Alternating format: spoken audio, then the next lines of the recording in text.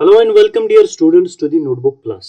चलिए आज के सेशन में करंट डेवलपमेंट्स जो आज की आपकी रही हैं in the first week of the month of September 2024, जो इंपॉर्टेंट डेवलपमेंट्स यहाँ करंट इवेंट्स रहे हैं which are eminently important from your exam point of view, उनको आज के सेशन में हम डिस्कस कर लेते हैं।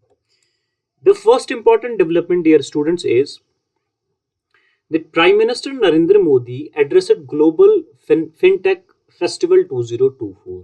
This is the important development, and the first information from this development is your Narendra Modi addressed Global FinTech Festival 2024, which was held at Geo World Convention Center in Mumbai.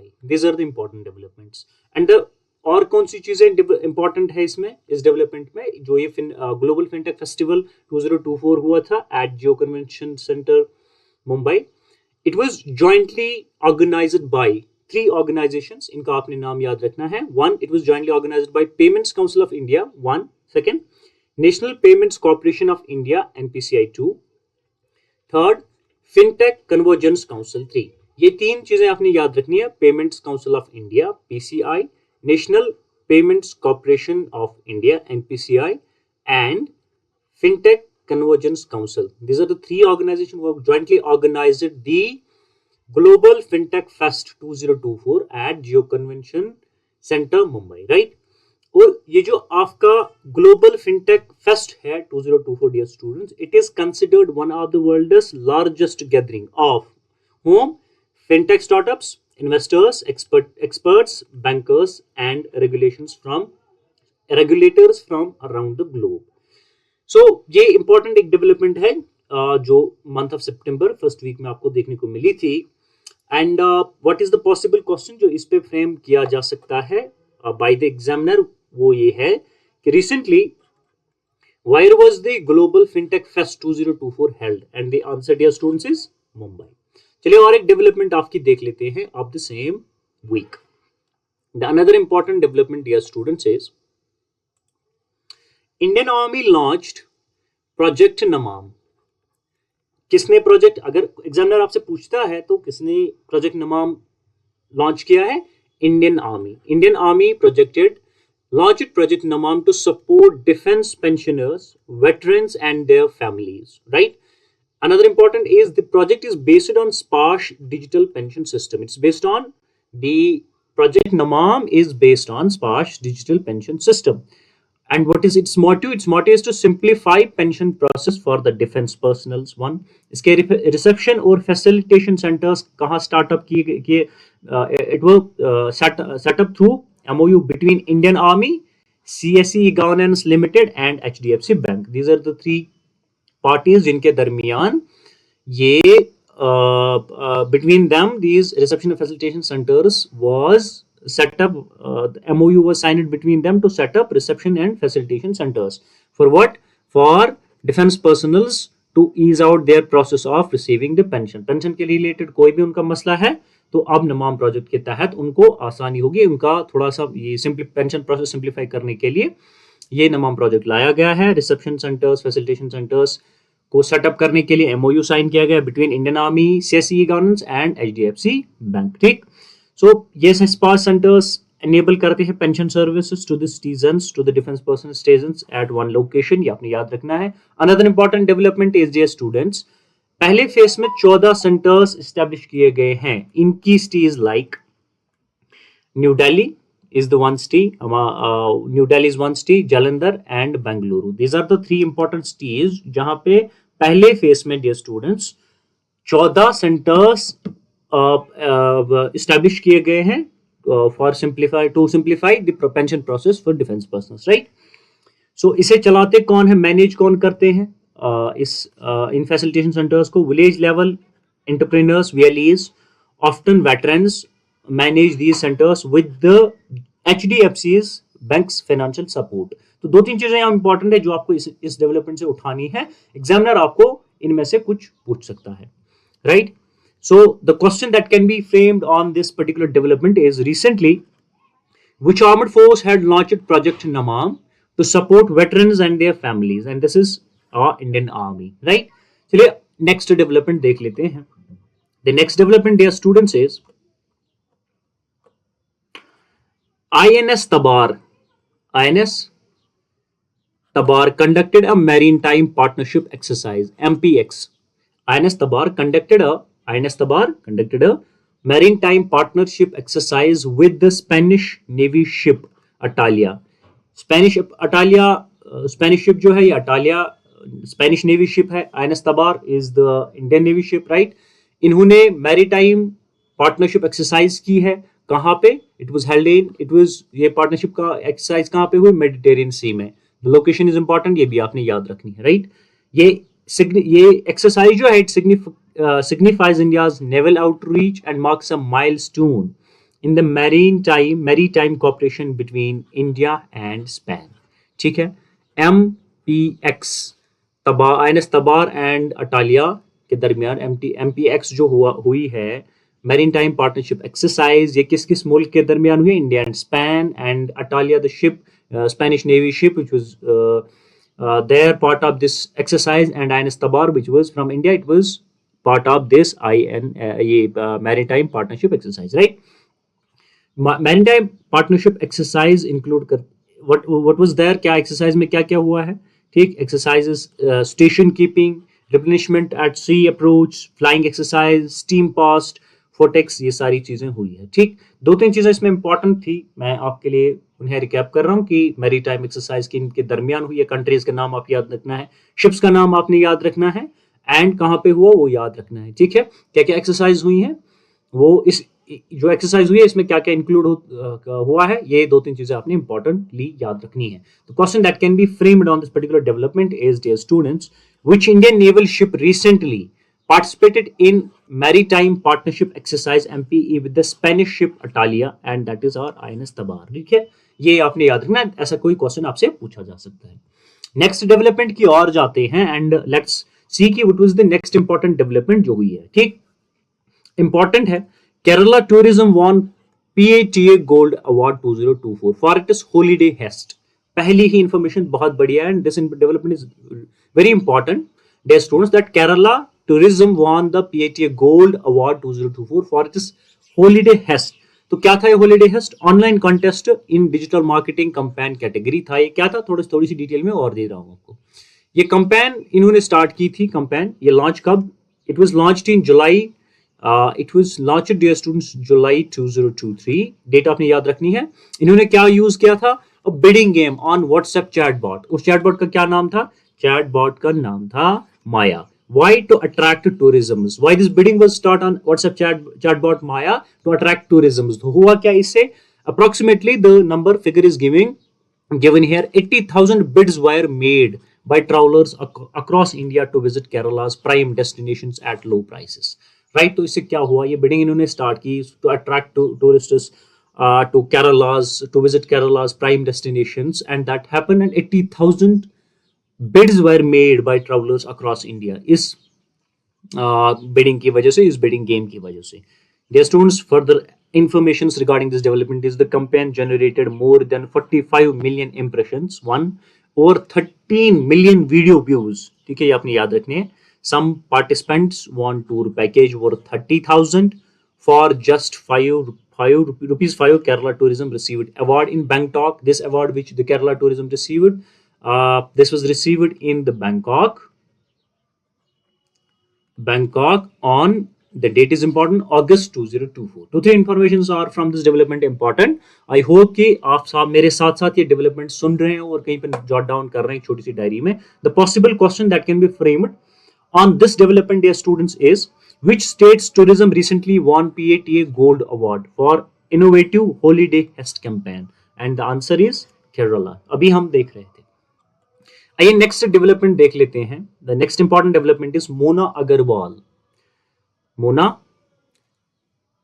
Agarwal, dear students, became a well-known figure in parachuting, winning a bronze medal in R2 women 10-meter air rifle SH1 event at 2024 Paralympics. So Mona Agarwal is the name जो आपने याद रखना है. She became a well-known figure in parachuting. Why? For winning bronze medal in R2 women 10-meter air rifle SH1 event at 2024 Paralympics, right. Mona Agarwal के बारे में, ये 8 नवंबर 1987 को सीकर राजस्थान में पैदा हुई हैं। Early challenges, this are not important for us, other important चीजें नहीं है, ये एक दो चीजें ऊपर की हैं।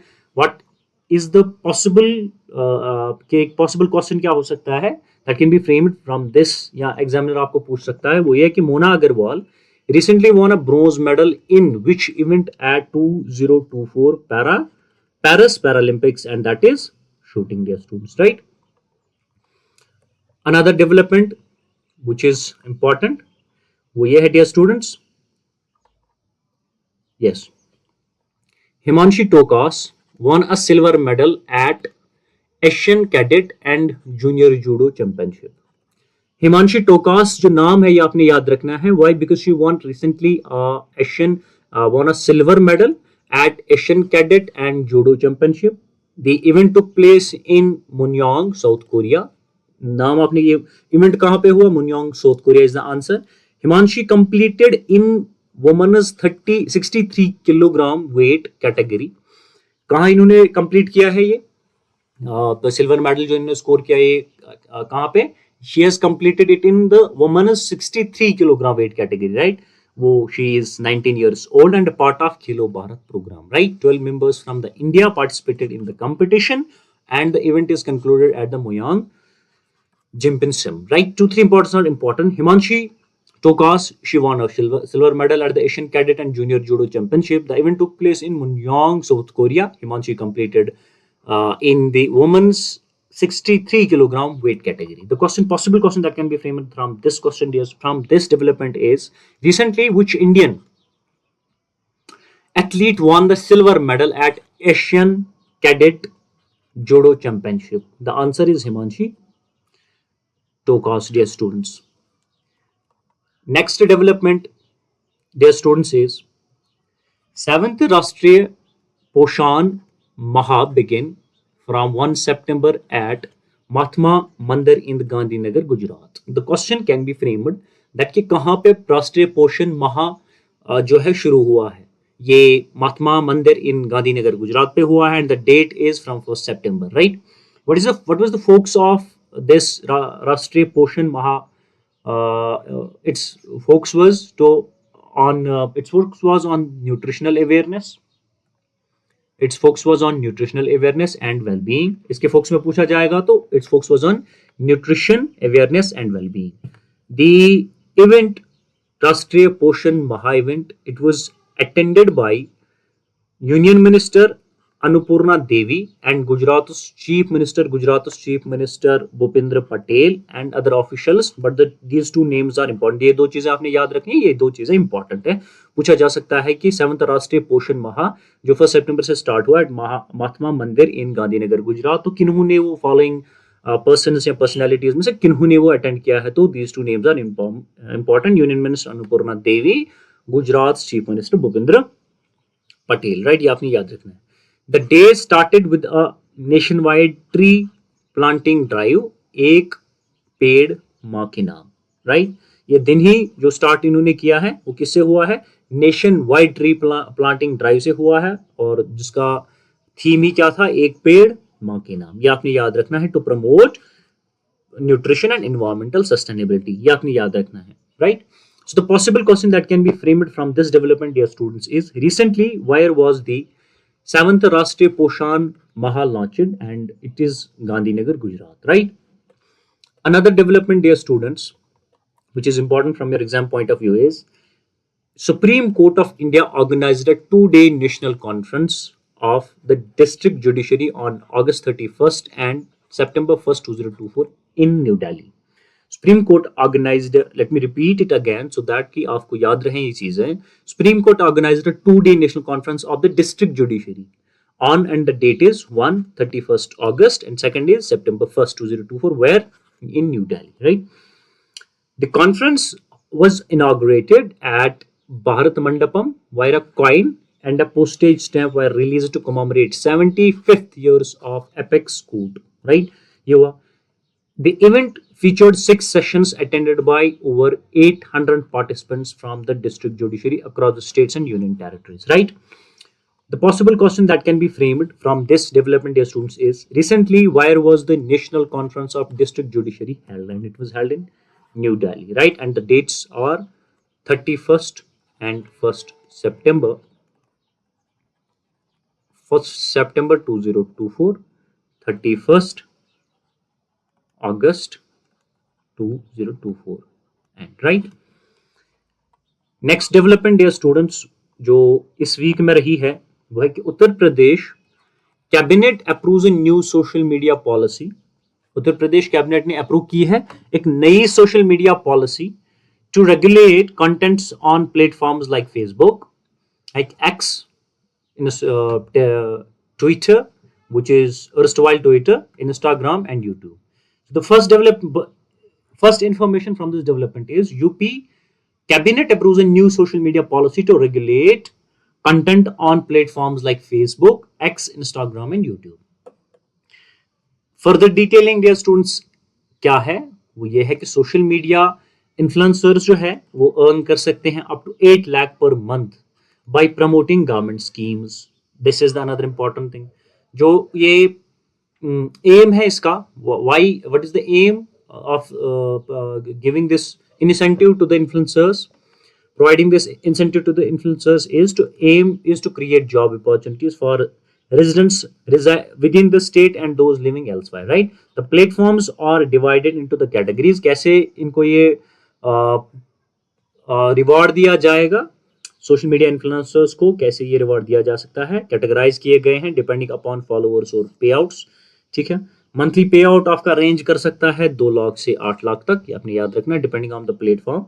एक डिजिटल एजेंसी है, ये आपने याद रखना है, जिसका नाम है वी फॉर्म, ये मैनेज करेगी गवर्नमेंट एडवर्टीजमेंट को। ठीक, the policy guideline includes guidelines for handling this social media जो सोशल मीडिया पॉलिसी है ये क्या इंक्लूड करती है? This includes guidelines for handling objectionable content, one ये आपने याद रखना, targeting anti national events, anything जो इन मीडियाज पे सोशल मीडियाज पे आपको देखने को मिलेगा, एंटी सोशल हो, कुछ फेक न्यूज हो, इनको टारगेट करने के लिए ये इस पॉलिसी में गाइडलाइंस हैं, या इन्फ्लेमेटरी पोस्ट्स है।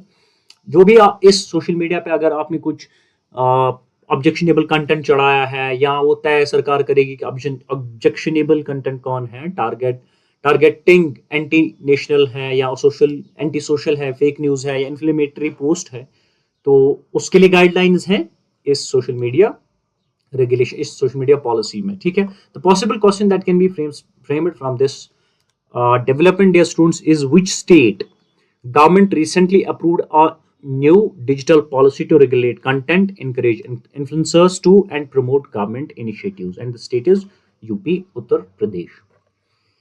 Let's come to the next development, और एक development देखते हैं which is प्रीति पॉल, ये नाम आपने याद रखना है, became the first Indian woman to win 2 Paralympic medals in track and field event at Paris Paralympic 2024.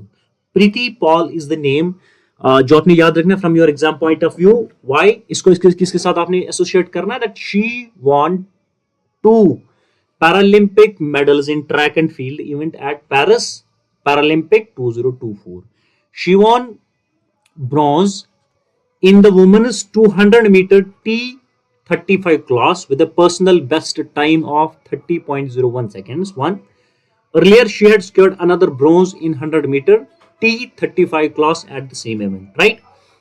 ये चीजें आपने याद रखनी है. The possible question that can be framed from this development is, dear students, which Indian athlete created a history by winning India's first bronze medal in 200 meter race at 2024 Paris Paralympics? Preeti Paul is that particular name जिसे आपने याद रखना है. I hope कि आपको याद रहना चाहिए, डेवलपमेंट भी बहुत बड़ी है. So the next development, dear students, जिन्हें मैं देखूंगा, फिर थोड़ा सा रिकैप भी आपके साथ ले लेंगे. रिकैप्चुलेशन के लिए भी ये सारी चीजें आपके लिए रखी हैं. Another important development from this week, from 1 September to 6-7 September, these developments we have brought them on a single paper so that आपके सामने वो इंपॉर्टेंट चीजें रहें जो एग्जामिनर आपसे पूछ सकता है. The next development, dear students, is the Ministry of Labor and Employment. The Ministry of Labor and employment launched e-Shram portal. ये तो ई-श्रम पोर्टल पीछे ना ऑन अगस्त 2021। अब आप कहेंगे कि ये कैसे न्यूज हुई? ई-श्रम पोर्टल तो 2021 की ये है, देन है, ठीक है। इट वाज लॉन्च्ड ऑन 26 अगस्त 2021, लेकिन आज ये क्यों न्यूज में थी, ये इंपॉर्टेंट चीज है। दैट्स व्हाई कि ई-श्रम का जिक्र फिर से हम कर रहे हैं, राइट। सो ई-श्रम पोर्टल जो है ये लॉन्च किन्होंने किया है? Ministry of labour and employment. This is the first information, ये आपने याद रखनी है। And the date is, it was launched on 26 अगस्त 2021। ये दो चीजें याद रहेंगी। अब फर्दर इंफॉर्मेशन क्या है about this development? That goes as follows. In just 3 years, 3 ही साल हुए, ठीक है, 22, 23, 24, ठीक है। In just 3 years 30 crore unorganized workers registered on e-श्रम portal, showing rapid adoption को छोड़ दें, but the number is over 3 crore unorganized workers registered on e-श्रम। तो this is the number जो आपने याद रखना है। 1 second, aim क्या है? The aim of the portal is to be a one-stop solution for these unorganized workers, right? To integrate them with the other platforms by this e-श्रम, ठीक है। ये इंपॉर्टेंट चीज है। Integration was highlight, why this e-श्रम portal or this development is news, because the integration highlighted in 2024 and 2025 budget speech to improve access to social security scheme. This was highlighted in the 2024-25 budget speech, and there the stress was given on that it will improve access to social security schemes. e-श्रम help करता है unorganized workers को to access schemes like PMJJBY, PMSBY, ABPMJY and other schemes, right? It's a two-way integration with the Skill India Digital Hub, ठीक है, and is also underway to enhance accessibility. The 2-3 informations are important which are here, जो मैं आपको अभी बता रहा था। The possible question that can be framed on this particular development is, dear students, e-श्रम portal recently seen in news was launched by which ministry? Ministry of Labor and Employment, right? चलिए next development की ओर जाते हैं। Next development is Nitish Kumar won India's second gold medal at 2024 Paris Paralympics in men's single badminton SL3 class। ये याद रहना है आपने, रखना है आपने। Earlier Avani Lekhara won India's first gold medal in women's 10-meter air rifle standing SH1 event, right? The 17th summer Paralympics is taking place in Paris, France। ये development 17th summer Paralympics जो है कहाँ टेक प्लेस होने वाला? Paris, France, from 28 August to 8 September 2024। Nitesh जिनकी age 29 है, one number 1 world number 1 defeated Daniel Bethell of Great Britain. ये आपने याद रखना है, ठीक है। किन को इन्होंने हराया? नीतीश ने किन को हराया है ये आपको पता होना चाहिए।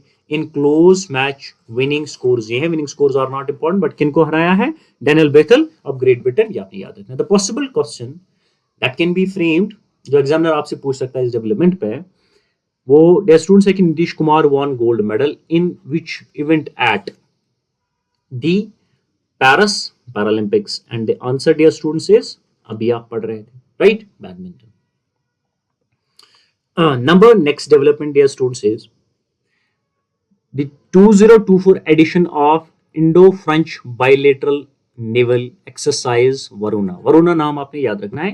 It is the Indo-French, India and France bilateral naval exercise Varuna.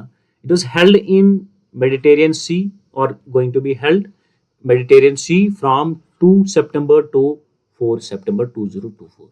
2 सितंबर से 4 सितंबर के दरमियान नावल एक्सरसाइज हुई है बिटवीन इंडिया एंड फ्रांस। ये बायलेटरल नेवल एक्सरसाइज है, और इस ये एडिशन कौन सा है? 2024 एडिशन, और इस एक्सरसाइज का नाम क्या है? वरुणा, राइट। कहां पे हुई है? मेडिटेरियन सी में। So the additional information are, dear students, जो इंडियाज नेवी P-81 एयरक्राफ्ट है, ये लैंड हुआ है at airbase 125 Estresley Tube in France for its first ever European deployment, ठीक है। 1 second, this for the 22nd edition for exercise Varuna with French Navy, the last time, ये important है, the last time an Indian Navy aircraft flew in France was 63 years ago. That's why this development is important. When Elise aircraft from INS Vikrant operated at Harris Air Base, right? India-France naval exercise began in 1993 and it was named Varuna in 2001 and it reflected a strong strategic partnership between the two countries. The possible question, dear students, that can be asked from this development is recent exercise Varuna, recently seen in news, is the bilateral naval exercise between India and which country? और एक development आगे देख लेते हैं.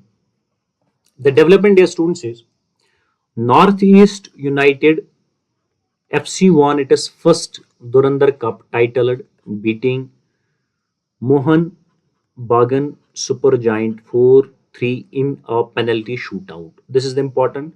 The final was held at Vivekanand Yuba Bharati Krirangan in Kolkata on 31st August 2024. The 133rd Durandar Cup, Asia's oldest football tournament, was played in Kolkata, Koragar, Jamshedpur, and Shillong from 27 July to August 31st. Mohan Bagan, with the 17 Durandar Cup wins, could not defeat its title. Mohan Bagan led with two first half goals, but North East United equalized with two second half goals. The possible question that can be asked from this development, dear students, is Durandar Cup recently seen in news associated with which sport? I hope कि आप सबको पता होगा football. और यहाँ से इसमें additional development क्या है that we have shared with you. और एक डेवलपमेंट इसी वीक की देख लेते हैं एंड उस पर पूछे जाने वाला पॉसिबल एमसीक्यू क्या हो सकता है वो भी आपसे हम साथ साथ शेयर कर रहे हैं. The development is WWF India launched the Vulture Count 2024 project from September 7 to October 6, 2024. The first line is important, आपने याद रखना है. WWF जो है India, it has launched Vulture Count 2024 project from and the date is 7 September to October 6, 2024. ये initiative क्या है? It aligns with the International Vulture Awareness Day. 1. The project aims to count and assess the vulture population in India. 2. It focuses particularly on critically endangered vulture species. 1. And project also seeks to raise public awareness about the importance of vultures in ecosystem. 2-3 informations are important. WWF India launched Vulture Count project and the date is from September 7 to October 6, 2024 and it aligns with the International Vulture Awareness Day. The project aims to count and assess the vulture population in India. It focuses particularly on critically endangered vulture species. The project also seeks to raise public awareness about the importance of vultures in ecosystem. The possible question जो बन सकता है इस development पे वो है which organization recently launched Vulture Count Initiative 2024 and the organization is Worldwide Fund for Nature India, right? Next development, dear students, which is Deepti Jivanji won medal in women's 400 meter T20 at 2024 Paris Paralympics. This is the question that development पे पहले आ जाते हैं, dear students. India's Deepti Jivanji won a bronze medal in the women's 400 meter T20 race at Paris Paralympics. She completed race in 55.82 seconds. ठीक है. जीवन जी secured third position finishing behind यूली शुलार. ये Ukraine से हैं. ठीक है. ये इंपॉर्टेंट 2-3 चीजें हैं. इंडिया जो दीप्ति जीवन जी है इन्होंने जीता क्या है, कहाँ पे जीता है एंड 400 मीटर T20 रेस ये आपने याद रखना है and the place Paris Paralympics. ये 2-3 चीजें आपने याद रखनी है. क्वेश्चन देखते हैं इस पे जो क्वेश्चन फ्रेम किया जा सकता है जो मैंने अभी आपके साथ पढ़ भी रहा था व्हिच इज दीप्ति जीवन जी won which medal in the women's 400 meter T20 event at 2024 Paris Paralympics and the इन्होंने क्या जीता है? I think bronze, right? ठीक है. The next development, dear students, जो इसी हफ्ते की है और relevant है from your exam point of view. In response to a tragic crime of rape and murder of a trainee doctor, RJ Kaur medical hospital में जो ट्रेजिक क्राइम हुआ है of rape and murder of a trainee doctor, हमने वो news में देखा होगा. उसी के रेस्पॉन्स में वेस्ट बंगाल ने, डियर स्टूडेंट्स, उसी के रेस्पॉन्स में what West Bengal did, West Bengal assembly ने पास किया है Aparajita woman and child West Bengal criminal law amendment bill 2024। ठीक है, ये आपने याद रखना है। ये बिल क्यों लाई गई? To strengthen protection for women and children. One, ये बिल अमेंड बहुत सारी क्रिमिनल लॉज को अमेंड करती है, इंक्लूडिंग भारतीय न्याय संहिता 2024 and protection of children from sexual offences act 2012। ठीक है, 2012। इस एक्ट में ये प्रपोज करती है, इसमें बहुत सारे जो हार्श पेनल्टीज आपको देखने को मिलेंगे for the rape, including life imprisonment for the convicted, natural life और डेथ पेनल्टी। ठीक है, the bill mandates, two things are important. One, ये बिल मैंडेट करती है time bound investigation of rape cases within 21 days। One, it also imposes penalties for unauthorized publication of court proceedings and ensure convicts bear victim medical costs। ठीक है, दो तीन चीजें, आप convicts को मेडिकल कॉस्ट भी बियर करने हैं, केस को इन्वेस्टिगेट विद इन 21 days में करना है, हरिश पेनल्टीज प्रपोज करता है ये। ठीक है, इसमें हरिश पेनल्टीज भी लगाई गई है, प्रपोज कर दी है ये bill. And the bill name of this bill is important, which is Aparajita woman and child West Bengal criminal law amendment bill 2024। और ये किसके रेस्पॉन्स में है? जो आरजी कर मेडिकल हॉस्पिटल में tragic crime of rape and murder on August 9 पे हुआ था। द इंपॉर्टेंट क्वेश्चन और द क्वेश्चन जो एमसीक्यूज पे फ्रेम किया जा सकता है, that is, dear students, which state government recently passed Aparajita woman and child bill 2024, and the answer is West Bengal, right? Next development, dear students, World Bank stated that India's mid-term outlook remains positive despite challenging global conditions। ये world bank ने कहा है, हिंदुस्तान की growth expect की जाती है पहुंचेगी 7% in the financial year 24-25 और स्ट्रॉन्गर रहेगी या 7% या उससे थोड़ी ज्यादा ही होगी इन द ईयर 25-26 एंड 26-27। ठीक है, वर्ल्ड बैंक ने रिपोर्ट रिलीज की है, ये रिपोर्ट का नाम आपने याद रखना है, Indian development update, India's trade opportunities in a challenging global context on, the date is important, on dear students 3 September 2024, right. आप क्वेश्चन पॉसिबल देखते हैं, इस पे क्या एमसीक्यू पूछा जा सकता है। The question, which organization recently released Indian development update, India's trade opportunities in a changing global context report, ये किसने किया? World bank. ठीक है, इसमें से प्रोजेक्शंस भी क्या है, वो डेटा भी थोड़ा सा आप याद रख लें एग्जाम पॉइंट ऑफ व्यू से। ठीक है, आई होप कि आपके सामने एक छोटी सी प्यारी सी डायरी है, आप मोटी मोटी चीजें इसमें से उठा के अपनी डायरी पे लिख रहे हैं, ताकि at the end of the day जब एग्जाम्स नियर होंगे तो आप इन्हीं करंट डेवलपमेंट्स को रिवाइज करेंगे और रिविजन करने में थोड़ी आसानी होगी। सो चलिए नेक्स्ट डेवलपमेंट पे आ जाते हैं। Next development dear students is, Himachal Pradesh legislative assembly ने इंट्रोड्यूस किया है 0R। Dear students, 0R parliament का जो है पार्लियामेंट्री ये है।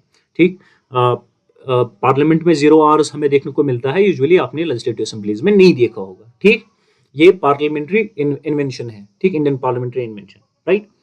लेकिन रिसेंटली आपको देखने को मिलेगा कि हिमाचल प्रदेश ने भी इंट्रोड्यूस किया है 0R for the first time in its proceedings. 0R Indian parliamentary invention है, फ्रॉम 60s से ये आपको इंडियन पार्लियामेंट्री प्रोसेसेस में वर्किंग्स में देखने को मिलेगा कि फ्रॉम 60s 0Rs का ये है, 0Rs का सेशन होता है।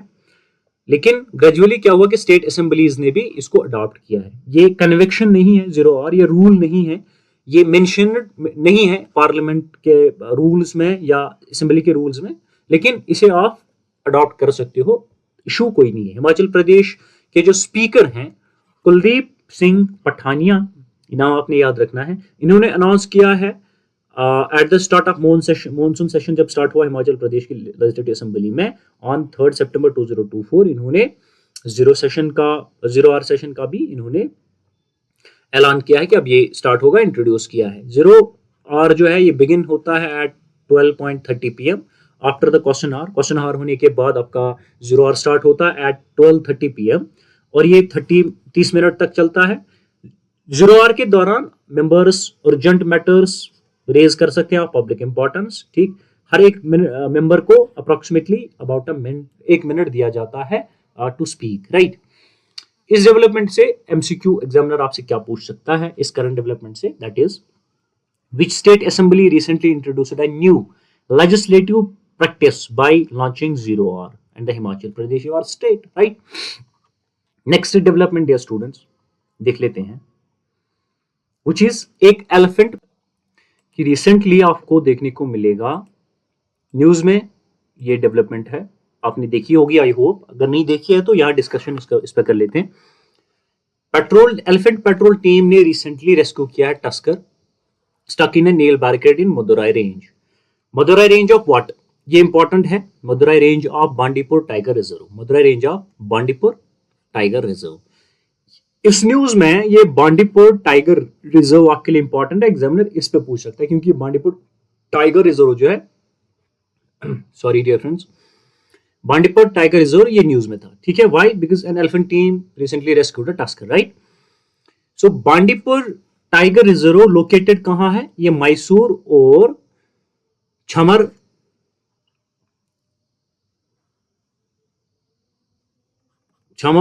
छमरनगर में है, ठीक है, Chamarajanagar district of Karnataka, ठीक, sorry for my pronunciation, but आपने ये याद रखना है ये Bandipur tiger reserve is located in Mysore and Chamarajanagar district of Karnataka.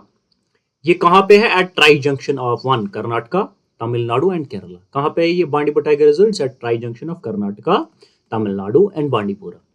Geographically ये एक इकोलॉजिकल कन्फ्लुएंस है, ठीक, ऑफ वेस्टर्न एंड ईस्टर्न घाट। कौन? Bandipur tiger reserve. ये रिजर्व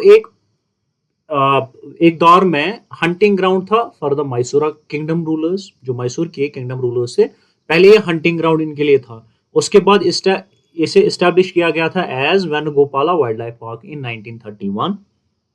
किसने? बाय महाराजा ऑफ मैसूर, और बाद में उसे एक्सपेंड किया गया as tiger Bandipur reserve under the project tiger 1973। So दो तीन चीजें इंपॉर्टेंट आपने याद रखनी है एंड एडिशनल इंफॉर्मेशन इज ये रिजर्व जो है Bandipur tiger reserve, it's bordered by Kabini river to north and Moyar river to south, ये आपने याद रखना है। दो तीन चीजें, first the Bandipur tiger reserve is located in Mysore and Chamarajanagar district of Karnataka. It's located at the tri-junction of Karnataka, Tamil Nadu and Kerala. Geographically ये एक ecological confluence of western and eastern Ghat. ये reserve पहले hunting ground था for the Mysore kingdom rulers one. ये इसे establish as किया गया था Venugopala wildlife park in 1931 by the Maharaja of Mysore, और बाद में इसे एक्सपेंड किया गया as Bandipur tiger reserve under the project tiger in 1973। ये रिजर्व बॉर्डर्ड है by the Kabini river to north and the Moyar river to south. जो एमसीक्यू पॉसिबल इस पे बन सकता है वो डियर स्टूडेंट्स है, Bandipur tiger reserve recently seen in news is located in which state, and it is state is Karnataka dear students, right. आगे थोड़ा सा बढ़ते हैं नेक्स्ट डेवलपमेंट की ओर, that is ministry of electronics and information technology MEITY, इन्होंने launch किया है Vishwasya blockchain technology, Vishwasya blockchain technology stack. ये टेक्नोलॉजी किसने लॉन्च की है? Ministry of electronics and information technology. Why? To provide blockchain as a service, ठीक है, BS। What is the aim of this blockchain? Its Vishwasya blockchain technology stack, its aim is to provide blockchain service, ठीक है, blockchain as a service। ये किस पे? It's built dear students, built on a distributed infrastructure। It is designed to support different permissioned blockchain applications। Ministry of Electronics and Information Technology also introduced NBF Lite, a lightweighted blockchain platform,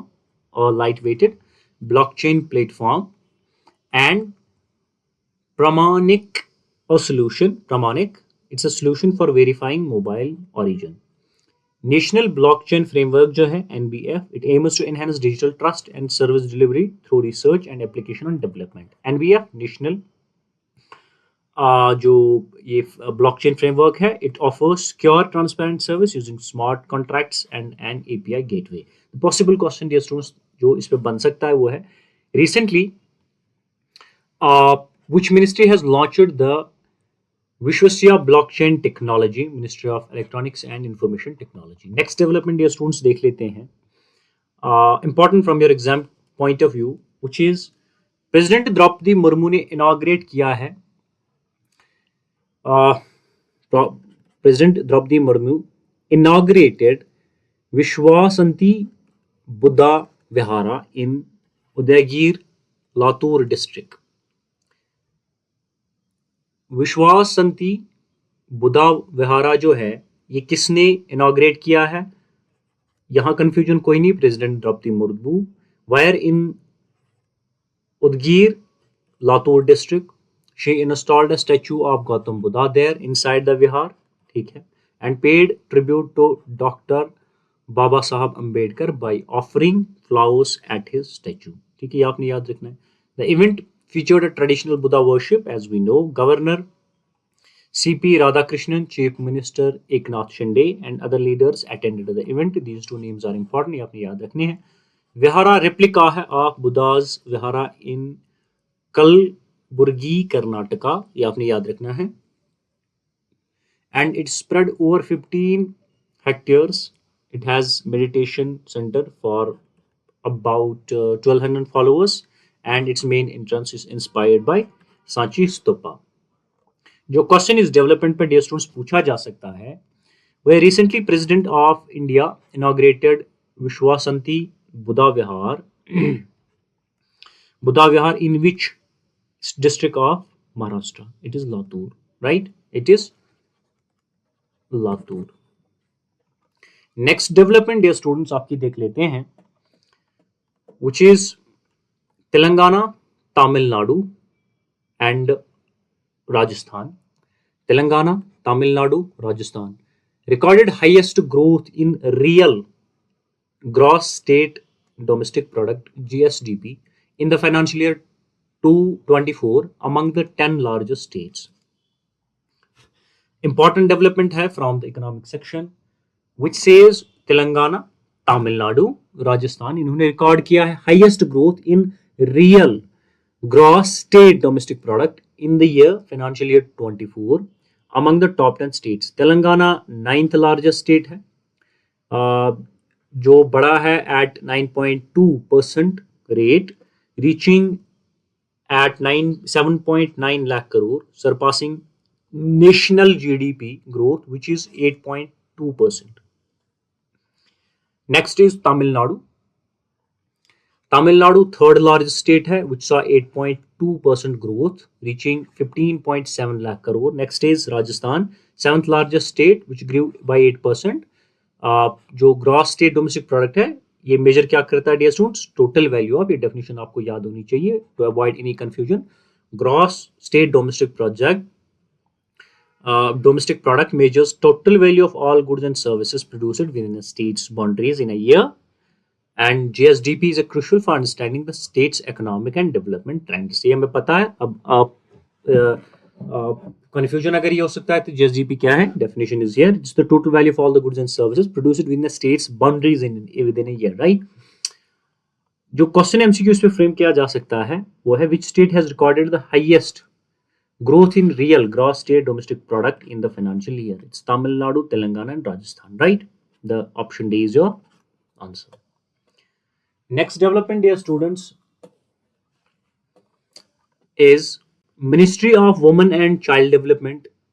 Ministry of Women and Child Development won National Award for E-Governance 2024, ठीक है, for पोषण tracker initiative.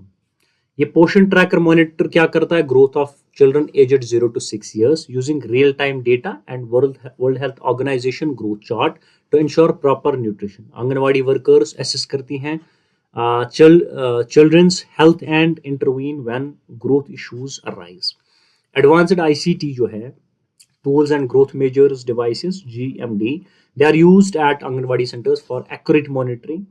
ये आपने याद रखें. तो 2-3 things are important. Ministry of women and child development one the national award for e-governance 2024 for पोषण trekking initiative. ठीक, द पोषण tracker monitor the growth of children aged 0 to 6 years using real time data, and WHO growth chart chart parameters to ensure the proper nutrition. Anganwadi worker जो हमारी होती है WWS, they assess the children's health and intervene when growth issues arise, right? The possible question, dear students, जो इस question पे frame किया जा सकता है, that is recently, sorry, which ministry recently won the national award for e-governance for Poshan Tracker initiative? ठीक है, Ministry of Women and Child Development. Next development, dear students, is Konyak Union जो है Konyak Union has requested the Nagaland government to fix the boundary line error between Mon district in Nagaland and Charaidhu district in Assam on Google Map. ठीक है, Konyak Union ने request की है Nagaland government को to fix the boundary line error between Mon district in Nagaland और Charaidhu district in Assam on Google Map. Konyaks live in Mon district, Nagaland and parts of Arunachal Pradesh, Tirap and Changlang districts. जो ये term कॉन्यक है ये translate करती है to men with the black hair and they are divided into two groups. One Hindu tattooed face and Hindu white face. Konyaks are Mongolite origin with 95% जो है they are the followers of Christianity. They speak the Konyak language, one from the Sino-Tibetan family, and celebrate festivals like Olingumpai, Onyumpo, and Loyungumo. ठीक है, excel in making firearms, handicrafts, and their societies patriarchal. ठीक है, patriarchal. जो possible question students इस पे पूछा जा सकता है वो है Konyaks who were in news recently are the largest tribe of which state? Dear students, ठीक है, and the answer is Arunachal Pradesh, and the Konyaks live in the parts in the Mon district of Nagaland and parts of Arunachal Pradesh. तो यहाँ पे आपका Nagaland is the answer, right? Arunachal Pradesh पूछा नहीं, अगर पूछता है तो then Nagaland is the answer. कुछ पार्ट्स वो अरुणाचल प्रदेश में रहते हैं, अगर दोनों पूछते हैं तो दोनों Arunachal Pradesh, Nagaland is the answer. So this was all about the current developments